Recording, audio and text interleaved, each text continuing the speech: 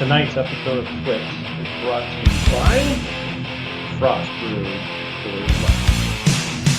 No.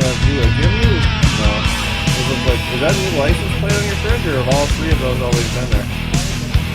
Oh, wow, never noticed those. Okay. All right, hello again, everybody, and welcome back to the post-bye week edition of TWITS, also known as the Week 10 edition, Mike. We're at the halfway point of the SFFL season. Hard to believe, but here we are.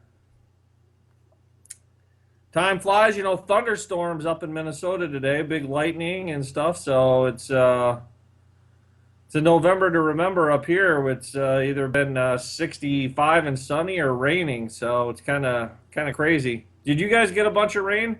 Yeah, it's a little crazy down here too. Got a bunch of rain from that hurricane that swept across Mexico. Yeah, I didn't know how much of that had made it up to the central tier. Yeah, a couple 5 inches here. Oh, wow. And 10 down south a little bit. Whew. All right.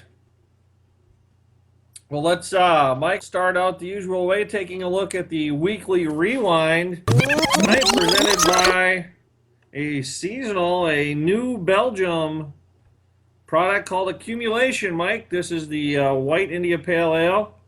Picture of the old trailer there covered in snow. So soon enough, hopefully, if this goes away, we might have a little snow up here. So it's nice little brew from a Fort Collins brewery, which we did not get to go to because they closed at 6 o'clock.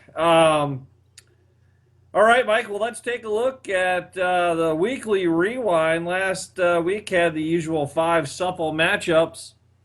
High-scoring affair, Mickey 63, Bill 55. Paced by running backs Lamar Miller and Todd Gurley with 18 and 11, respectively. Evan puts a hurting on his trade partner there, Wayne. 77 to 35, so more than doubled him up. D'Angelo Williams doing the bulk of the damage there with 24 points. Greg with no Le'Veon Bell. Hashtag D'Angelo Williams. 46. Mike 65. Mike got off to a hot start on Thursday night with 3 touchdowns from his tight end. That always helps. And cruises to the 9-point victory there. Or excuse me, 19-point victory there. Jeff 64, Tom 57 in another fairly high-scoring matchup. The commish finally gets some kicker points this year. They've been sorely lacking, 15 from Josh Brown, so that always helps out. And Tom also paced by his kicker, Grams Ganoz, with 13. And then in the ass kicking of the week, Tim 91, Thad 33. Tim found gold just about at every corner on his lineup, and keeps Thad, who I believe on our bye week actually got a win. So he's on the board now. Tim paced by 18 from Delaney Walker, who had 2 kind of crazy tip ball touchdowns, and LeGarrette Blount paced the way for Thad with 12. So there is your weekly rewind, Mike. Tonight we'll be taking a look at about 6 record setters, which is probably our yearly total. For record setters, there haven't been too many. When you got a 21-year history, Mike, it's tough to crack the record book sometimes. But the Tim Thad matchup, Tim checks in at the number 3 all-time highest margin of victory with 58. Mickey 34 bonus points this week. So that was more than half her total. That's good for 6 all-time. Just thinking she would have had a defense. She could have had the same.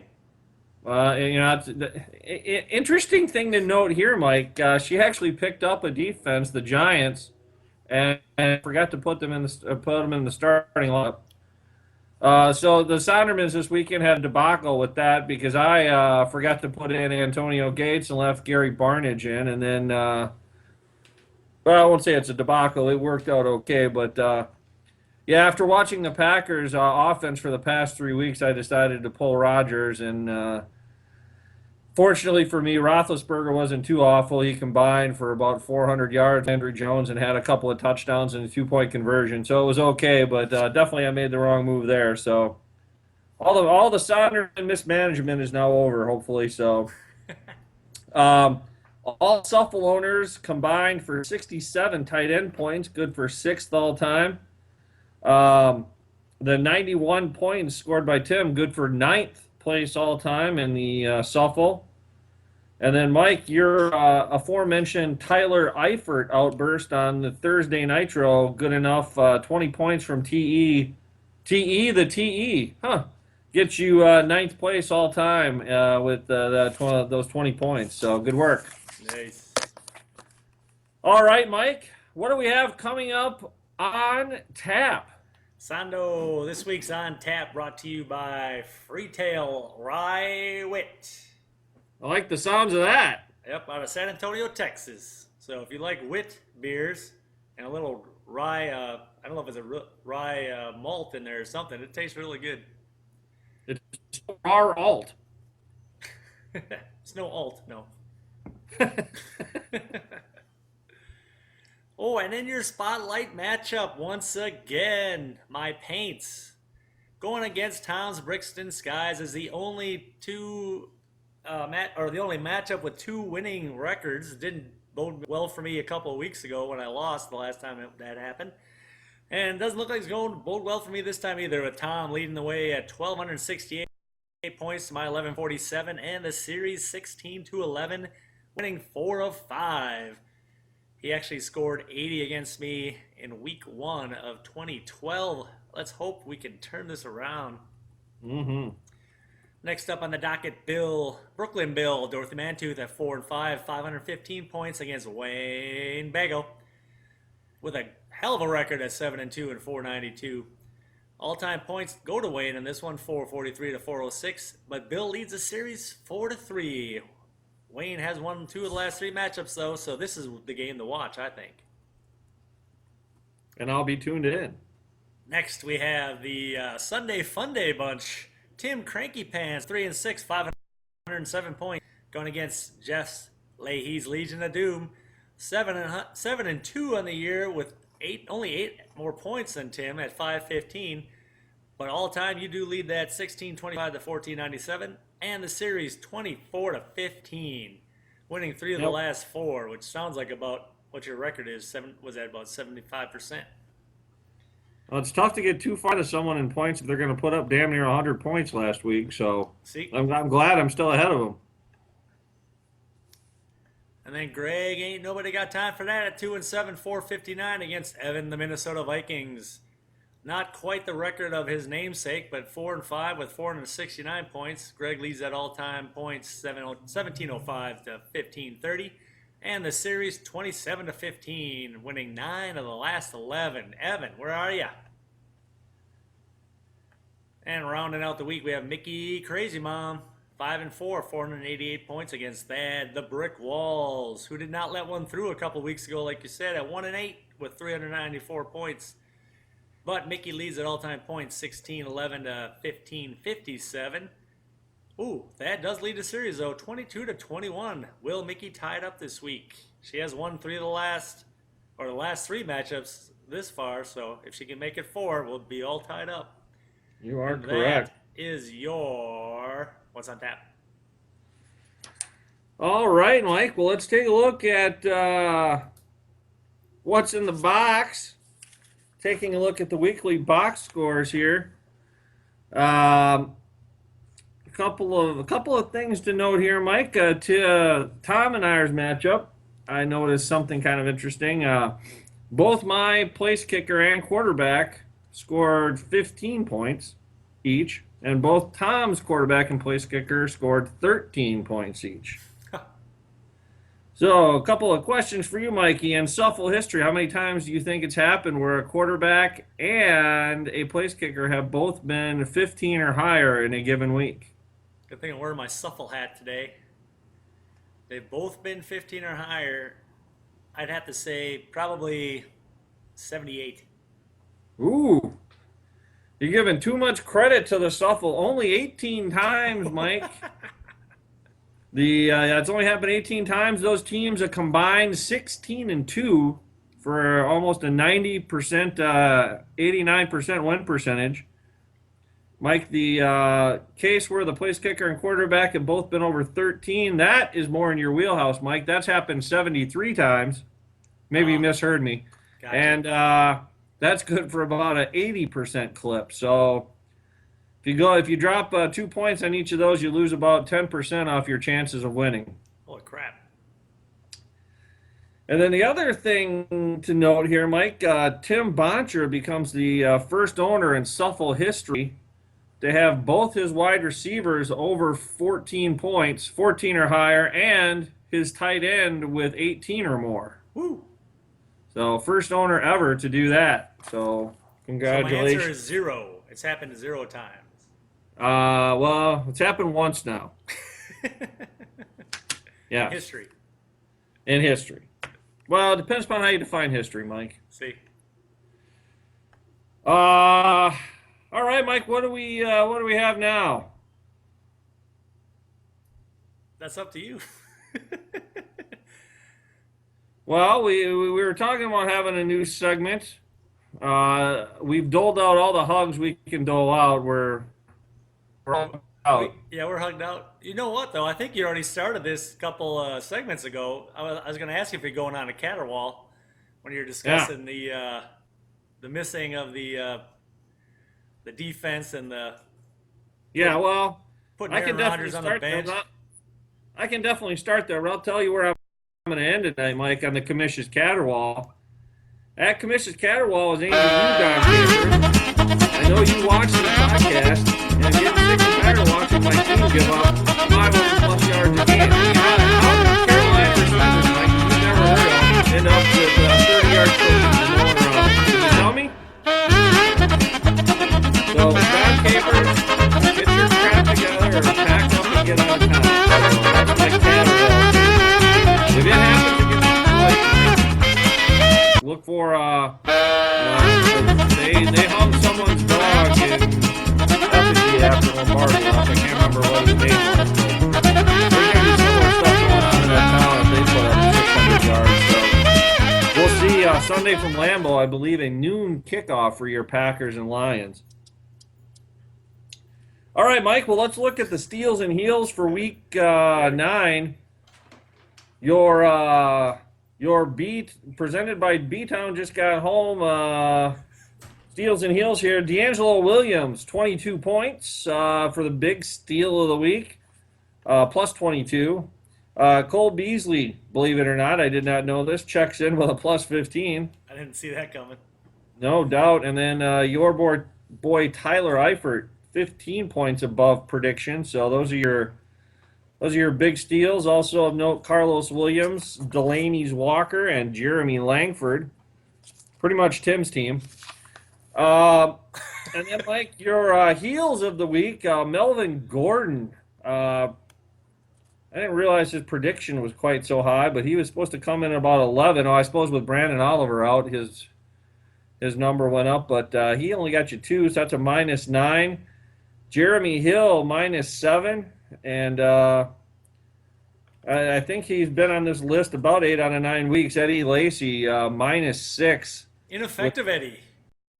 Yeah, with the goose egg. But according to the JS Online, Mike, they want to get Eddie Lacy going. So whatever the hell that means. Also on the heels list, Doug Martin, Demarius Thomas, and Ronnie Hillman, couple Broncos. Disappointing week. So in their loss at Indy. All right, Mike. Well, let's look everyone's tertiary favorite chalk talk. 2 weeks ago, Mike, we got stopped out on Terrafly, a -6.5. -6. We had Carolina, and they let Indy creep back in the second half, and Indy got the backdoor cover, only a 3-point win for the Cats. So that moves the commish to 4-3. And I'm going to take just a second here, SFFL, because I had my pick of the week here on the Suffle site. So, Mike, you can play some hold music here, a little elevator music. Kind of bounce along here.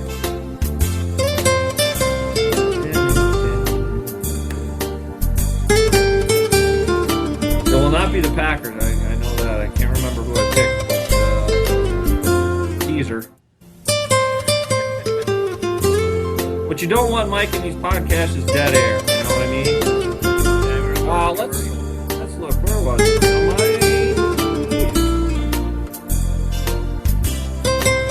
While you're looking for that, I can explain myself a little bit. Heading out to the old Texas A&M Aggies game this weekend as the Aggies try to bounce back after a horrible loss to Auburn and taking on your West Carolina somethings. All right. So that's down at one of the probably top 20 college football destinations, Kyle Field, I believe. Kyle Field in College Station. All right. All right. Oh, yes, there we are. Bum, bum, bum. Yes. Mike, your dog of the week is going to be the New England Patriots. Don't tell me what my dog of the week is. I'm sorry. Chalk Talk. Everyone's tertiary favorite, Chalk Talk. 7.5, Mike. They are going to New York to play your Giants. And should be a boat race. And any boat race, I'll take Tom Brady's team. So I'm going to go ahead and lay the 7.5 with the Pats against the Giants in what's hopefully a high-scoring affair. I'd probably take that at halftime. That's right.